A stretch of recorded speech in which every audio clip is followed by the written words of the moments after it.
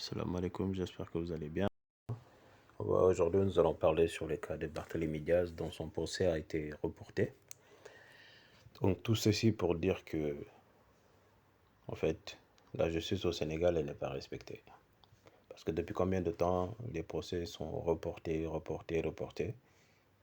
Les gens à la tête de ces fonctions qui sont pas, qui respectent pas, en fait, au final, les Sénégalais, on a l'impression.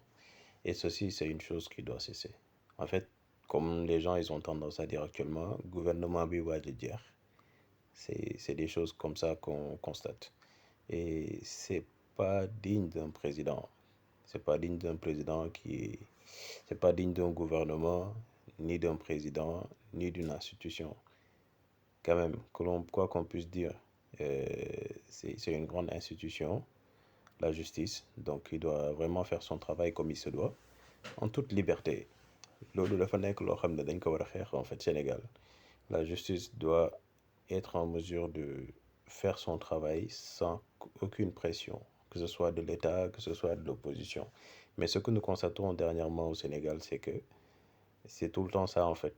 Les gens, ils sont toujours sous pression, que ce soit les gens de l'administration, que ce soit l'opposition, sauf les gens du pouvoir. Donc, ce qui mène une inégalité. Et loolu yëpp en fait lu muy ñëw andi c'est incroyable. C'est incroyable les répercussions de tout ça. Ñu déglu Barthélémy, après on continue. Ñu déglu Bart. Pour ceux qui pensent qu'ils peuvent prendre ce dossier plus ou moins et l'utiliser comme une épée de Damoclès, pour ne pas dire pour pression sur ma modeste personne, mais c'est peine perdue. Parce que moi, j'ai déjà fait un choix. J'ai fait le choix de servir ce pays et non de me servir de ce pays.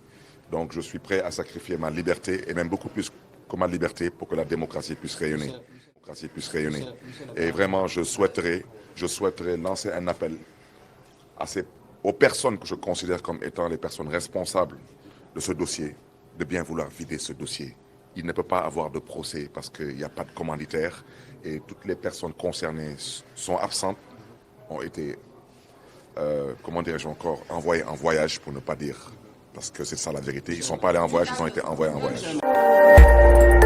Donc ñoo ko déggandoo lu ñu mën a jàngat ci situation bi, c'est-à-dire c'est des journées de ping-pong walla ko mën a waxee bu ñuy jàpp benn opposant di yóbbu di andi di yóbbu di andi bés bu décidé ne du dem ñu ramasse toute une armée pour dem jëli benn personne. En fait lii lu ñuy jàngal c'est que même les politiciens de façon générale ils ne respectent pas les Sénégalais parce que ces situations-là souvent ça bloque la route. ñi naroon a xëy ils vont pas arriver à temps.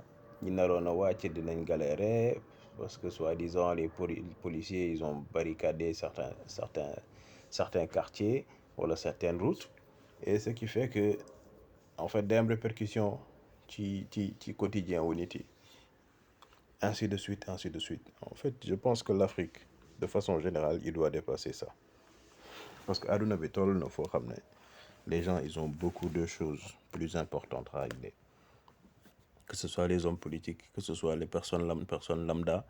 C'est-à-dire àdduna bi jaxasoo na wala avancé na fa toll ba avancé na benn niveau bi nga xam ne nit yi amatuñu jotu lii. Sénégal dañu war a xool suñu alal fu muy aw fu muy dugg. Parlons de la chose la plus importante, c'est-à-dire galère bi am Sénégal, famine bi am Sénégal. Nit yi di dee ci lan ndax dañoo am benn góom bu ndaw ci tànk, góom bi mujjee infecté wu ñu dagg tànk bi et cetera. Il y a tellement de sujets yu ñu war a mën a wax yu gën a am solo. Or que ce qui se passe actuellement c'est que dañuy mobiliser toute une institution wala toutes des institutions si ay sujets personnels de l'État. Loolu mënul continuer. C'était mes quelques mots. Si gàttal c'était mes quelques mots di wax ni loolu mënul continuer na si nguur bi bàyyi xel et essayer de trouver des solutions yu nga xam ne Sénégalais yi dinañ ci gis seen bopp. y a que ce rattrapage que l'État le mën a def pour espérer gagner des voix aux élections à venir, c'est-à-dire faire un rattrapage. Il n'est jamais trop tard pour se rattraper. Certes, les dégâts resteront les dégâts, mais il n'est jamais trop tard.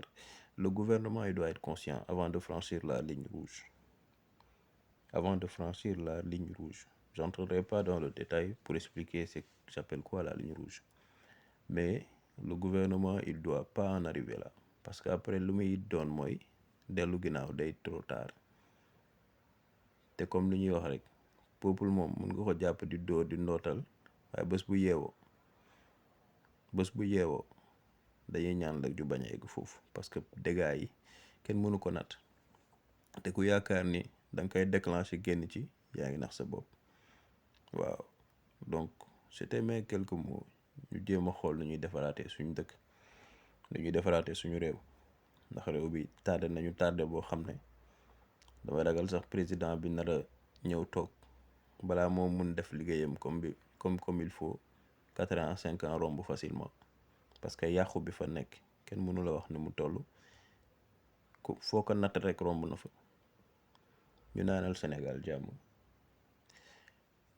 wërsëg bi gën a yokk wërsëg bi seytaane sori Sénégal parce que li may gis muy ñëw bés bu egsee ñu ngi wax ay Congo di wax yeneen dëkk yi sori wuñu de ay Mali sori wuñu de li fa am noonu mun na fa am mais heureusement on a une jeunesse consciente on a des hommes religieux conscients yuy sóoraale population bi ñu leen di gëstu chance boobu la ñu am loolu la yeneen dëkk yu bari amul moo tax ñu tàkk ba jeex wasalaam.